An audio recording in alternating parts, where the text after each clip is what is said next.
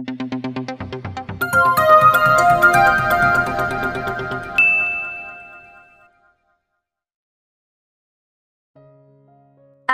POV. Maaga pa lang ay excited na ako, ngayon kasi ang araw na ipapasyal kami ni Tyler. Krisha, huwag mong aalisin ang mga mata mo dyan sa kaibigan mo ha. May trabaho lang ako ngayon na kailangan kong asikasuhin, kaya hindi ko sila masasamahan. Bantayan mong mabuti yan at baka masalisihan ka. Wika ni Kuya Jeffrey. Napapailing na lamang ako, dahil sa pagbabantay niya sa akin, may anak na kami ni Tyler, pero kung bantayan ako, akala mo may iningatan pa akong virginity. Kaloka talaga. Sa isang banda ay nauunawaan ko naman sila, muntikan na kasi akong mamatay, nang ipinanganak ko ang kambal na anak namin ni Tyler. Hindi ko kasi alam na may sakit pala ako sa puso, na naman ako sa aking ina. Kaya nga hindi na nagbuntis pa ulit si mommy, dahil pinagbawalan sila ng doktor matapos niya kaming maipanganak ni Kuya Jeffrey. Naikwento din sa akin ni mommy, na napuntahan yata ni daddy ang lahat ng simbahan sa buong Pilipinas, para lang ipagdasal ang kaligtasan ni mommy noon, dahil ilang araw daw na hindi siya nagising pagkasilang naming magkapatid. Hindi ko pa nakakausap si Tyler tungkol sa kalagayan ng aking puso, pero isang araw ay ipapaalam ko din ito sa kanya. Napatingin ako sa aking mga anak, at nilapitan ko sila. Sinigurado ko na maayos ang pananamit nila, at dala ko ang lahat ng gamit na kailangan ko para sa kanila. Napapangiti ako, dahil ito ang kauna-unahang aalis kami ng mga anak ko, na kasama namin ang kanilang ama. Ito ang kauna-unahang pagkakataon, na mabubuo kami bilang isang pamilya.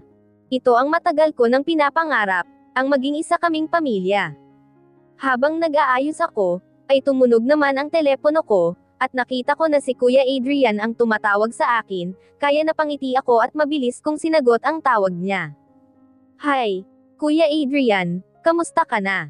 Ani ko sa kanya. Naririnig ko ang masaya niyang tinig, nang sinagot ko ang tawag niya. Pupuntahan sana kita dyan ngayon sa inyo, aayain kitang lumabas kasama mga anak mo. Wika niya pero napangiwi akong bigla, at napakagat ako sa dulo ng daliri ko. Sorry Kuya Adrian, may lakad kasi kami ngayon ni Tyler, ipapasyal namin ang mangga anak namin. Saad ko sa kanya, at narinig ko ang malalim niyang bantong hininga. Matagal-tagal na hindi siya sumagot sa akin, bago siya nagsalitang muli. Ganoon ba? Sige sa susunod na lang, ani niya, at papatayin na sana niya ang pag-uusap namin nang muli akong magsalita. I'm free next week, tawagan na lang kita mamayang gabi, para sabihin ko sa iyo what day, and time. Nakangiti kong sabi, at narinig ko ang masaya niyang tinig na sumagot sa akin. Hindi naman nagtagal ang pag-uusap namin, alam naman kasi niya na may lakad pa kami ngayon. Nagtapat ng pag-ibig sa akin si Kuya Adrian noon, at maging si Kuya Angelo, pero para sa akin, kahit hindi man kami tunay na magkakadugo ay pinsan ko pa rin sila. Noon pa man, kahit buhay pa si nanay, ay alam kong mahal nila ako, pero pinsan lang talaga ang tingin ko sa kanila, at isang pamilya lang bilang. Magkakadugo ang kaya kong ibigay sa kanila, at hindi nahihigit pa doon. Si Kuya Adrian ang naging matyaga, na kahit hanggang ngayon ay sinusubukan pa rin niya, pero talagang pinsan lamang ang tingin ko sa kanya. Napukaw ang pag-iisip ko nang magsalita ang kaibigan ko. Ready ka na ba? Nasa ibaba na si Tyler at naghihintay sa atin, kanina pa siya doon. Weak sa akin ni Krisha, kaya agad kong kinuha ang bag ko na may lamang gamit ng mga anak ko, at mabilis na kaming bumababa. Nakangiti naman kaming sinalubong ni Tyler, at nagpaalam na din kami kila mommy at daddy. Napag-usapan namin na magpunta muna kami ng mall, upang kumain, at pagkatapos ay mamimili kami ng mga gamit ng mga anak namin, kaya nga daw isang SUV ang dinala niya, para naman mailagay daw niya ang lahat ng bibilhin namin para sa aming mga anak. Nakikita ko ang kasabikan ni Tyler, nakikita ko sa kanya ang kaligayahan ngayon ko lamang nakita sa kanya. Pagkarating namin ng mall, ay pumunta muna kami sa isang sikat na European restaurant, at kumain na muna kami ng pananghalian, kahit wala pa namang 11:00 bago namin simulan ang pamimili ng mga gamit, at pamamasyal. Pagkatapos naming kumain, ay dumiretso naman kami sa isang bilihan ng mga damit ng mga bata, at pinamili ni Tyler ng mga bagong damit ang mga anak namin, hinayaan ko lang siya, dahil alam kong sabik na sabik siyang gawin ang mga bagay na ito sa aming mga anak. Kalong ni Tyler ang dalawang anak namin, at baliwala sa kanya kahit nahihirapan siya. Hindi rin mawala ang ngiti sa kanyang lobby, kaya masaya na ako ng ganito habang pinagmamasdan ko sila. Babe, ilagay mo na lang sila sa stroller, para hindi ka mahirapan, ang bibigat kaya ng mga anak natin.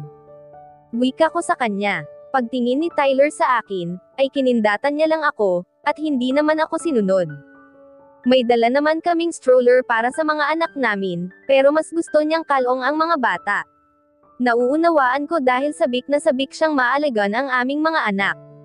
Okay lang naman ako, para lang akong nagbubuhat ng weights kapag nasa gym ako.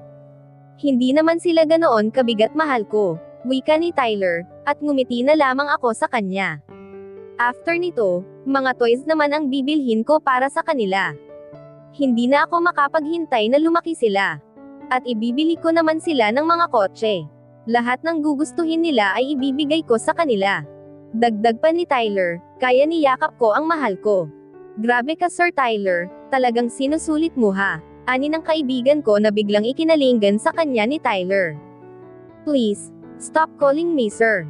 Just call me Tyler okay? Wika niya. Iniabot ni Tyler sa akin si Zorina, at dinukot niya ang wallet niya sa kanyang bulsa. Binuklat niya ito at kinuha ang isang black card, sabay abot kay Krisha. Mag-shopping ka ng para sa sarili mo. Kapag hinanapan ka ng ID ako mismo ang lalapit sa kanila. Bilhin mo ang lahat ng gusto mo, kahit sasakyan pa yan wala akong pakialam, pasasalamat ko yan sa iyo, sa kabutihan mo sa kaibigan mo, sa babaeng mahal ko, wika ni Tyler. Napaluha naman tuloy ako sa kanyang tinuran. Tuwang-tuwa naman ang kaibigan ko, at nang siya ay inabutan ni Tyler ng isang black card, at sinabing bilhin ang lahat ng gusto niya. Sobrang saya ni Krisha na pinagmamasdan, ang hawak niyang black card, at bigla na lamang niyang niyakap ang mahal ko, kaya sa pagkagulat ko, ay bigla ko siyang hinila palayo kay Tyler. Grabe ka Beshi, selos ka pa ng lagay na yan, halos nalibot na nga niya ang buong mundo, sa loob lang ng mahigit 3 linggo para sa iyo no. Nakatikos ng uso na wika ni Krisha, na ikinatawa naman ni Tyler, kaya inirapan ko tuloy siya. Diyan na nga muna kayo, at mamamimali lang muna ako, dahil black card ang hawak ko. Unlimited. Wika niya na ikinatawa na ni Tyler. Napapailing na. Lamang ako sa kaibigan ko. Pasensya ka na dyan ha. Palibiro talaga yan. Wika ko, habang sinusundan ko ng tanaw si Krisha. Hindi nagtagal ay natapos na rin kami sa pamimili, ng gamit ng mga anak namin. Inaya kami ni Tyler na magpunta ng kondo niya, upang ipakita sa amin ang bagong tayo niyang condo building, at doon siya ngayon naninirahan. Sa may pinakatuktok siya, at sa kanya ang buong rooftop na may isang swimming pool daw, at isang bar. Pumayag naman kami, dahil gusto ko ring makita ang bago niyang condo building, na katatapos pa lang daw a year ago. Pagkarating namin ay namangha kami sa kagandahan nito. Nakatulog na rin ang mga anak namin, kaya inilagay muna namin sila sa loob ng isang room, at ganoon na lamang ang gulat ko, na isa itong nursery room na may 2 kuna, kaya napatingin ako sa kanya. Pinaayos ko lang yan kaninang umaga. Lahat ng yan ay pinarush ko, para naman pagdating natin dito, ay nakahanda na yan para sa mga anak natin. Wika ni Tyler. Napangiti ako at niyakap ko siya ng mahigpit. Beshi, tamang-tama may mga bago akong baylang swimsuit. Magpakasawa kayo sa isa't isa, habang ako naman ay maliligo, at magtatampisaw sa tubig. Huwag ninyo akong intindihin, alam kong sabik na kayo sa isa't isa. Wika ni Krisha, na ikinalaki ng mga mata ko, at tinampol ko pa siya sa braso.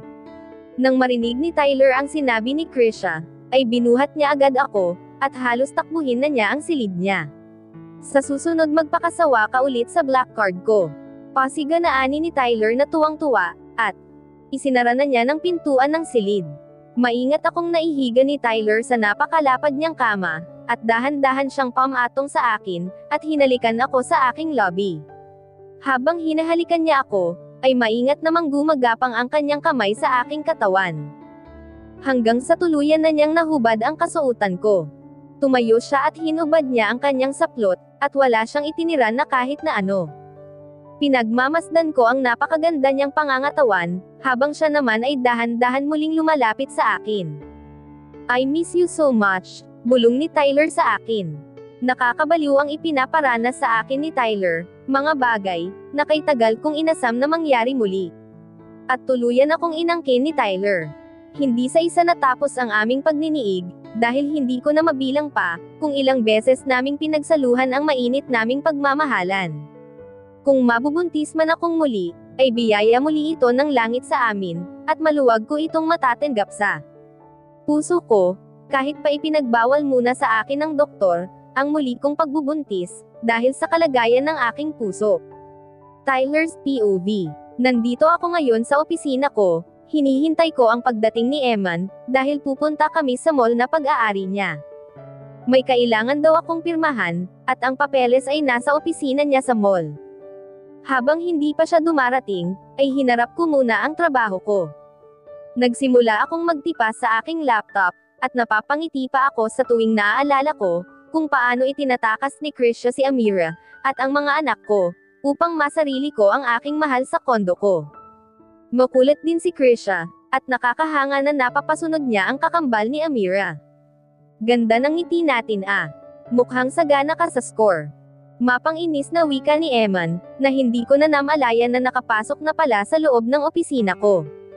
Tumahimik ka nga, tara na at nang makakain na rin tayo, at kanina pa ako nagugutom, ang tagal mong dumating.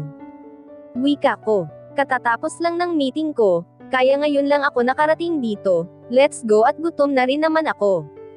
Makikipagkita sa atin sila Leon ng lunchtime, wika niya, at kinuha ko na ang coat na ipinatong ko sa sandalan ng swivel chair ko, at umalis na kami.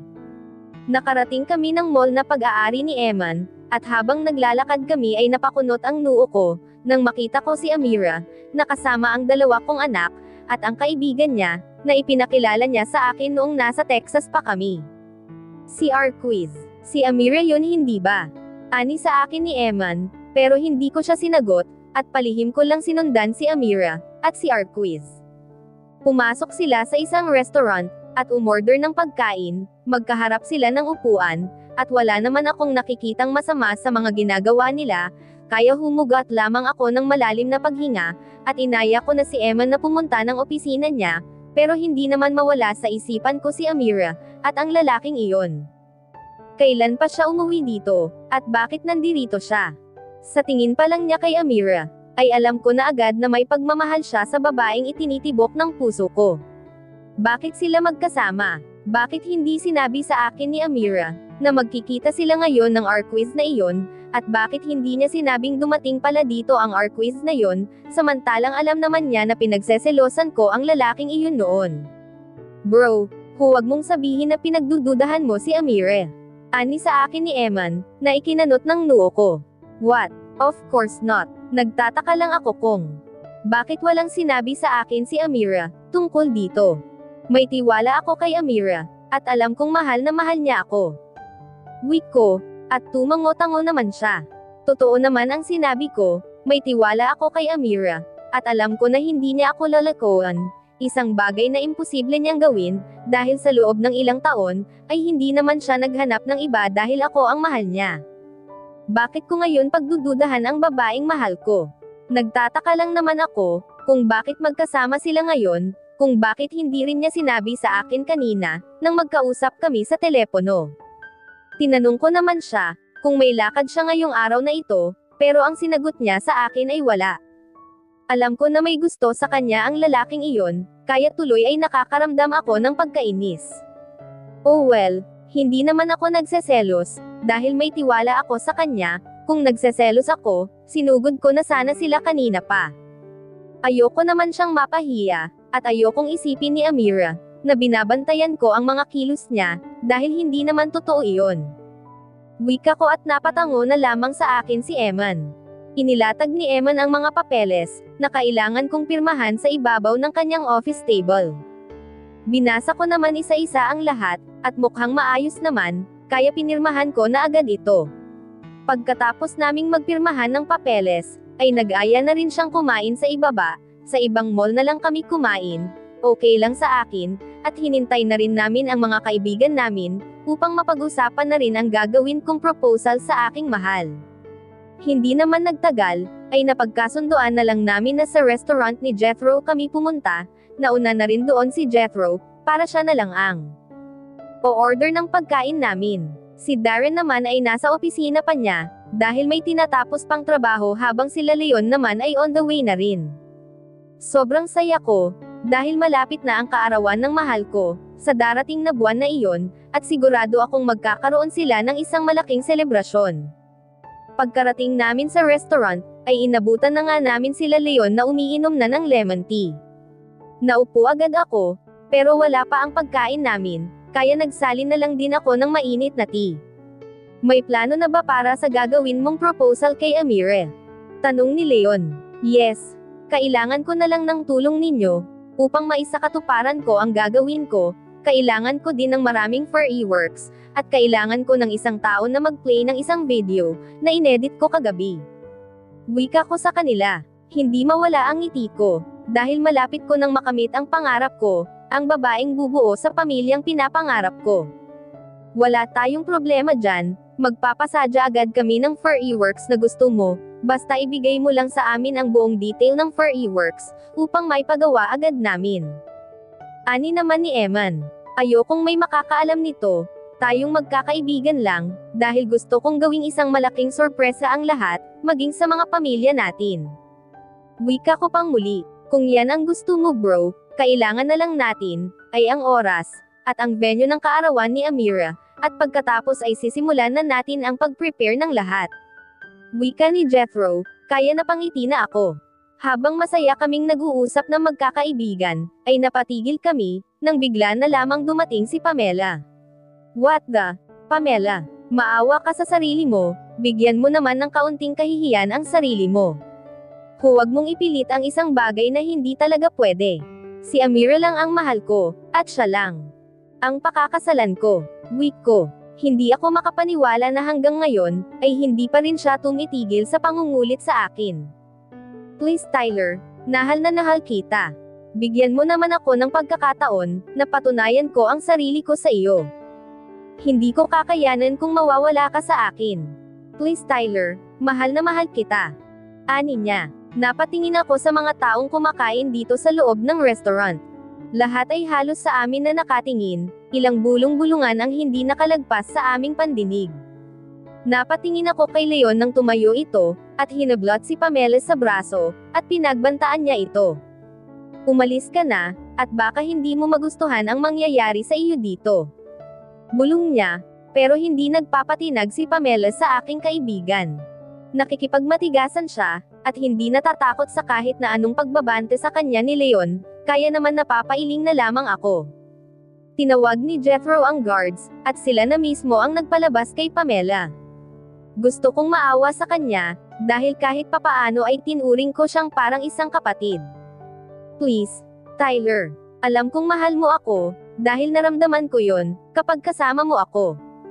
Wika ni Pamela, kaya hindi ko na napigilan pa ang sarili ko, at napatayo akong bigla mula sa kinauupuan ko, at galit ko siyang nilapitan. Pagmamahal bilang kapatid ang pinaramdam ko sa iyo Pamela, at hindi na humigit pa doon. Alam mo kung sino ang babaeng mahal ko, at nagkahiwalay lang kami dahil sa kawalang hiyaan mo. Ngayon ay wala nang dahilan pa, para magkahiwalay pa kaming muli ni Amira, dahil may mga anak na kami. Mahal na mahal ko si Amira, at hindi ako makakapayag na may muling sisira sa pagsasama naming dalawa, dahil baka makapatay na ako. Tandaan mo yan. Nangigigil kong sabi sa kanya, get a life miss. Ani ng ilang customer sa kanya, sa loob ng restaurant. Sinigawan lamang siya ni Pamela na huwag makialam. Ang babaeng ito ay hindi na pinapahalagahan ang kahihiyan niya, dahil nais niyang makuha kung ano ang gusto niya. Nakaaawa na siya, dahil nagiging desperada na siya. Akin ka lang Tyler, ako ang pakakasalan mo, at hindi ang babaeng iyon. Akin ka lang, sigaw ni Pamela, kaya hindi ko na napigilan pa ang aking sarili, at isang malakas na sampal ang ibinigay ko sa pagmumukha niya. Ilang mga pagsinghap ang naririnig namin sa loob ng restaurant. Kinuha ko ang coat na nakasabit sa aking upuan, at nagmamadali na akong lumabas, habang kasunod ko lamang ang mga kaibigan ko. Hindi ko na pinansin pa ang tawag sa akin ni Pamela. Sapat nang sinira niya ang araw ko, at dahil doon, ay lalo lamang akong namumuhi sa kanya. Bro, mukhang baliw na baliw yata sa iyo ang babaeng yon. Mukhang gagawin niya ang lahat makuha ka lang. Wika ni Leon, na ikinatawa ko ng pagak. Pera ko ang gusto nilang makuha, iyan lang ang mahalaga sa kanila, at hindi ko hahayaan na mangyari yon. Pasalamat nga sila, dahil napatawad ng mga magulang ko, ang mga magulang niya, pero ako, kailanman ay hindi ko sila mapapatawad, sa pagnanais nila na makuha ang kayamanan ko, upang may salba ang mga nalugi nilang negosyo, at para makaahon sila sa utang. Kung nagsabi na lang sana sila noon sa mga magulang ko, na may malaki silang problema, di sana ay natulungan sila ng magulang ko, hindi nila kailangang gamitin ang anak nila para lang sa pera, wika ko. Hindi naman sila kumibo na. Natahimik na rin ako, dahil ayoko nang magkaroon ng kahit na anong pag-uusap, tungkol sa Pamela na iyon. Para sa akin, ay matagal na silang wala sa buhay naming mga Harrison. Tyler, alam kong mahal mo ako. Sigaw sa likuran namin, at talagang nanggigigil na ako sa babaeng ito, dahil hanggang ngayon ay ayaw akong tantanan. My God, Pamela, what part of I don't love you, do you not understand ha? Gigil kong ani, nang sinalubong ko siya, at madiin ko siyang hinawakan sa kanyang braso. Matalim akong nakatitig sa kanya, para na akong sisibog na bulkan, dahil ayaw niya akong tigilan. Mahal kita Tyler, at alam mo yan. Bakit ngayon ay itinataboy mo ako, samantalang ang sabi mo sa akin noon, ay gagawin mo ang lahat, upang mahalin din ako. Naramdaman ko na iyon, at kung hindi lang dumating ang malanding babaeng yon, hindi sana tayo mauuwi sa ganito. Wika ni Pamela, na ikinapanting ng tenga ko, kaya walang sabi-sabi ko siyang sinampal ng malakas, dahil sa pagtawag niya ng malanding babae, sa ina ng mga anak ko. Halos tumilapon ang mukha niya sa kung saan, nang dama po ang malapad kong palad sa pagmumukha niya. Malalakas na pagsinghap ang maririnig sa paligid, ngunit wala na akong pakialam, dahil walang kahit na sino ang may karapatang tawagin ng kung ano-ano, ang babaeng mahal ko. Totoo ang sinabi ko, malandi si Amira, dahil nakita ko sila kanina sa restaurant, sila ng kasama niyang lalaki, at hinalikan siya. Sabihin mo sa akin kung hindi malandi ang tawag mo doon ha. Sigaw ni Pamela, na ikinagulat ko, at napaatras ako ng ilang hakbang. Napatingin ako sa mga kaibigan ko, at muli kong ibinalik ang tingin ko kay Pamela. Hindi yan totoo. Bawiin mo ang sinabi mo, kung hindi papatayin kita. Sigaw ko sa kanya, pero tumawa lamang siya, at may kinuha sa kanyang bag, at ipinakita sa akin. Ano ang tawag mo dyan ha? Ani niya nang iharap niya sa akin ang phone niya. Hindi naman pinakita dyan na magkahalikan sila, niloloko mo lang si Tyler, baliw kang babae ka. Galit na sabi ni Eman sa kanya. Nabigla kasi ako kanina, pero tignan mo sila dyan, magkalapit pa ang mukha nila, dahil katatapos lang nilang naghalikan. Isang malakas na sampal muli ang ipinadapo ko sa mukha niya. Kailanman ay hindi niya malalason ang utak ko, may tiwala ako kay Amira, at alam ko kung gaano ako kamahal ng ina ng mga anak ko. Umalis ka na, kung ayaw mong mamagay ang pagmumukha mo sa akin. Tigilan mo ang paggawa ng mga kasinungalingan mo, dahil kailanman, ay hindi ako maniniwala sa mga sasabihin mo. May tiwala ako kay Amira, at sa kanya lang ako makikinig, hindi sa isang katulad mo. Mabuti pa ay magpakalayo-layo ka na, dahil sa susunod ay baka higit pa dyan ang matanggap mo mula sa akin. Layas, malakas kong sigaw sa kanya, at tinalikuran na namin siya. Kahit na anong tawag ang gawin ni Pamela sa pangalan ko, ay hindi ko na siya nilinggan pa. Hindi ang isang sinungaling na katulad niya, ang sisira sa magandang relasyon namin ng mahal ko. Bro, huwag kang maniniwala sa mga sinasabi ng babaeng yon. Wika ni Leon. Kailanman ay hindi ko pakikinggan ang sasabihin ng babaeng yon, kung may sinungaling man at manloloko, siya iyon, hindi si Amira. Wika ko, at tinapik na nila ako sa aking balikat. Hindi niya ako maiisahan, hindi ko paniniwalaan ang mga sasabihin pa niya, dahil kay Amira lang ako magtitiwala. Sa opisina ko na lang tayo, dahil may pag-uusapan tayo ngayong proyekto. Wika ni Aaron. Sumakay na kami sa aming mga sasakyan, at halos sabay-sabay naming tinalunten ang daan, patungo sa building na pag-aari ng mga Antonetti. Hindi pa rin mawala sa isip ko ang sinabi ni Pamela. Hindi ako naniniwala sa kanya, dahil may tiwala ako kay Amira. Pero kay Arquiz ay wala akong katiwa-tiwala, at alam kong malaki ang pagkakagusto niya sa babaeng mahal ko. Kailangan kong malaman kung bakit nandirito ang Arquiz na iyon. Alam naman niya na nagkabalikan na kami ng mahal ko, pero bakit nandirito siya sa Pilipinas? Sinusundan ba niya si Amira? Nakarating ako ng building ni Aaron, nang hindi ko man lamang namamalayan. Wala sa loob ko ang pagmamaneho, dahil punong-puno pa rin ng katanungan ang isipan ko. Bro, okay ka lang ba? Tanong sa akin ni Eman, nang magkasabay kami sa elevator paakyat sa opisina ni Aaron. Bakit nandito si Arquiz? Kanina pa yan bumabagabag sa isipan ko. Wika ko sa kanya, baka may negosyong inaasikaso dito. Kaibigan din siya ni Amira, hindi ba? Siya yung lalaking ipinakilala niya sa atin sa simbahan, wika niya, at tumango lamang ako. Napabuntong hininga na lamang ako. Alam ko naman, na kahit na gaano niya kagusto si Amira, ay ako lang ang mahal ng ina ng mga anak ko.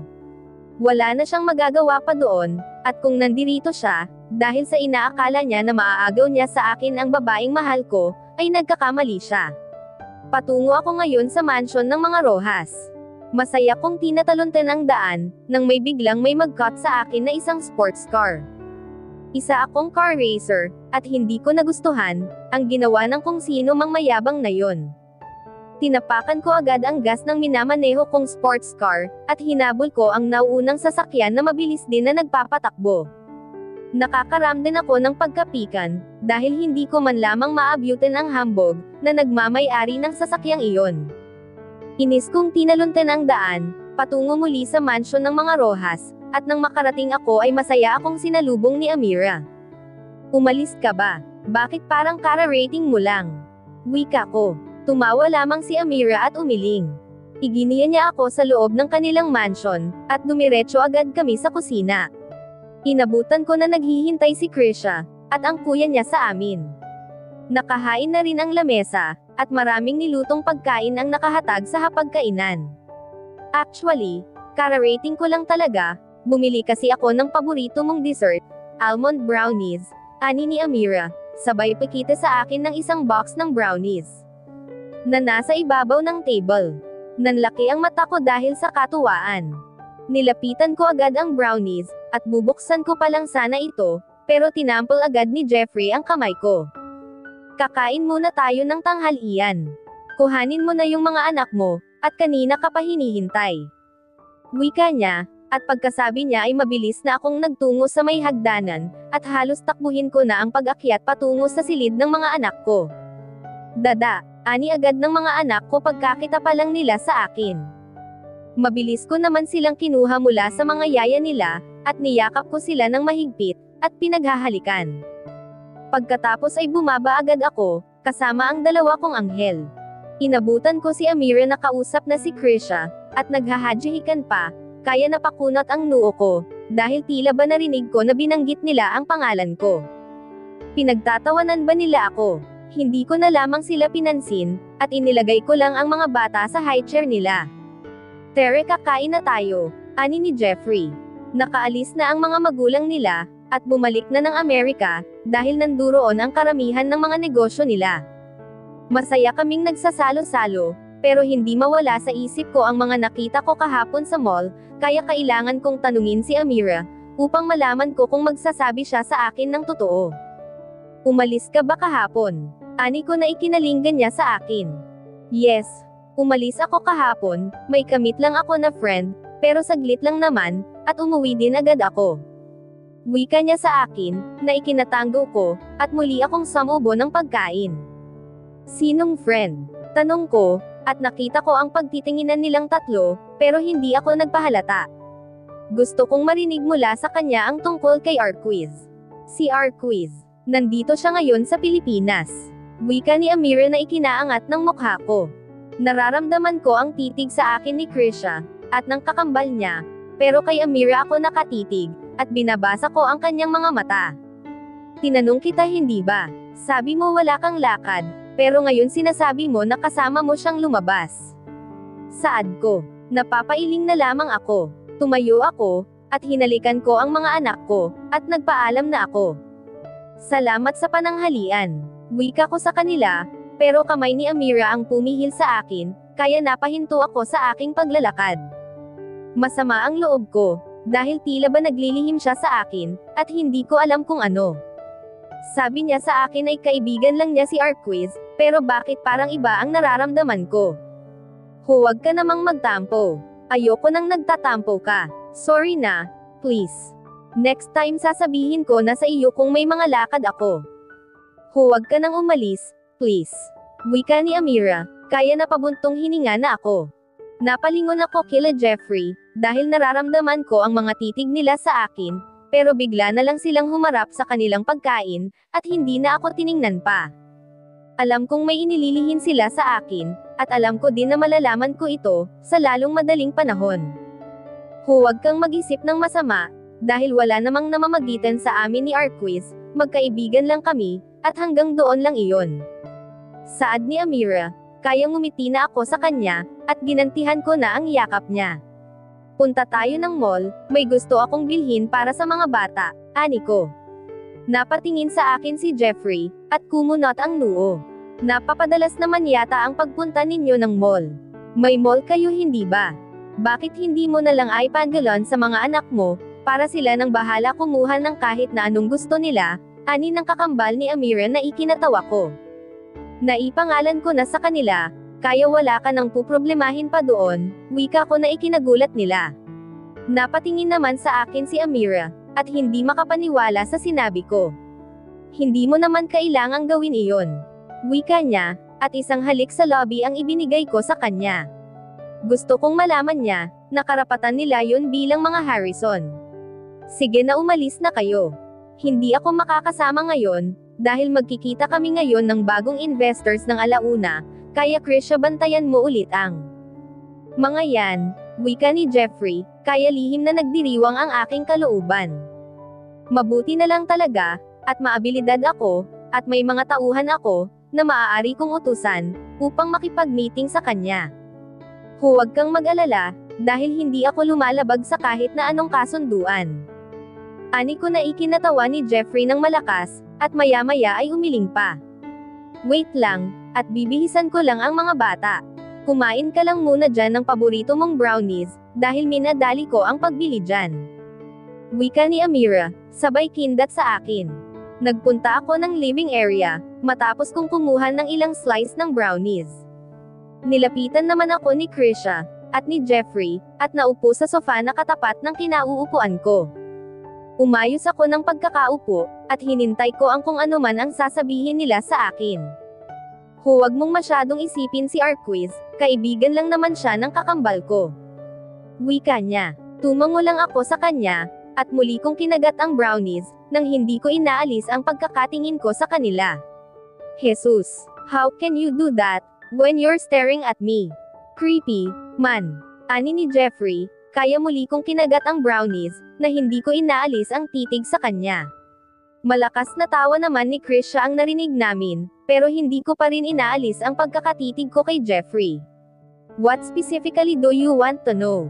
Ani niya, kaya isang ngisi ang agad kong ibinigay sa kanya. Sino si Arquiz sa buhay ni Amire? Tanong ko.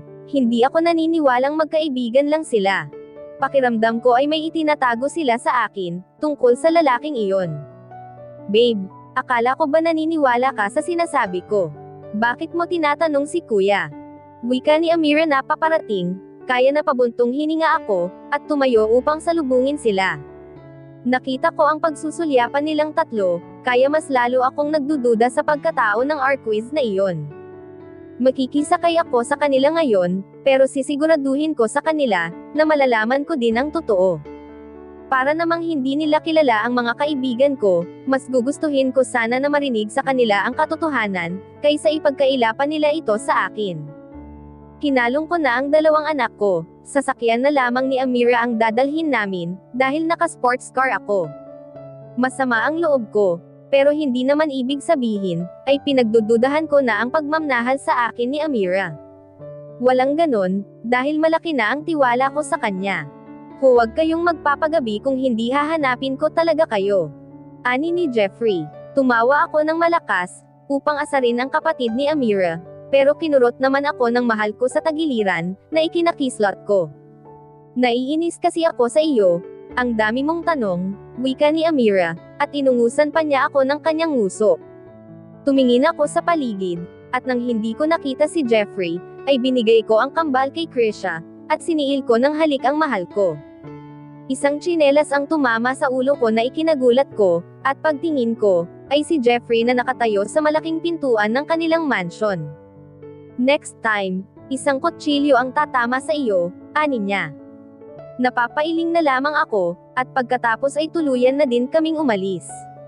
Okay lang, dahil mamaya ay akin naman ang kakambal niya, may black card akong dala, at pwedeng magpakasawa sa pamimili si Krisha, basta bigyan niya lang kami ng pagkakataon ng mahal ko, na masarili ang isa't isa.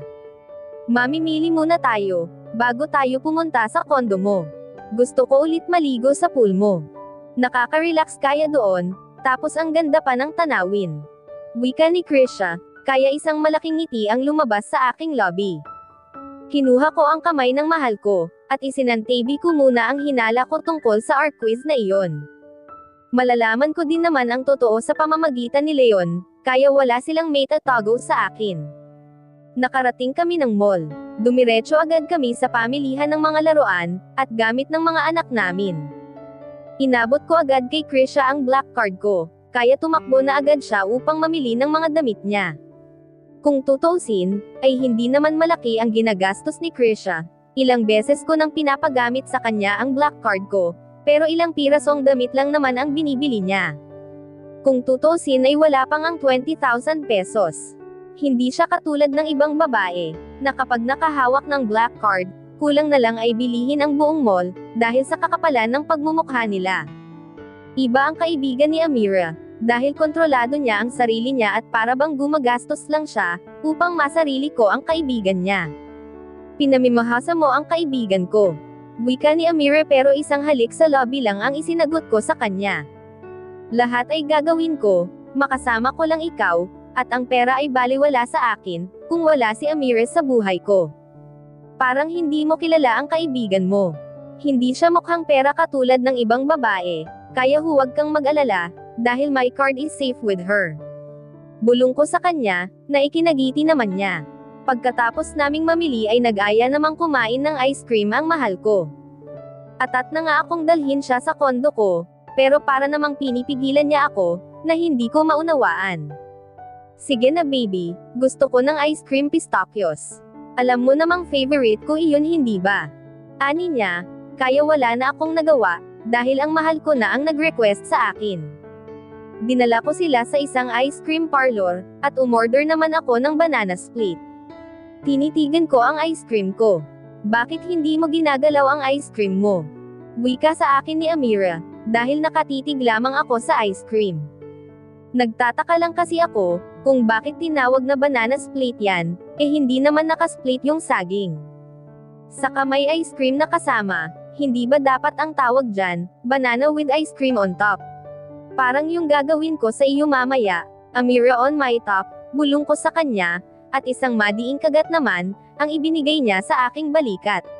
Mamaya yang ano mo ang kakagaitin ko, bulong sa kanya na narinig ni Krisha, at malakas na tawa ang pinakawalan niya, habang namumula naman ang mukha ng mahal ko. Sige lang enjoyin mo ang pangangagat, dahil mamaya ako naman ang mangangagat. Nakangising sabi ko. At dito na po nagtatapos, ang 15 kabanata ng ating kwento, at sanay muli niyo po akong samahan, sa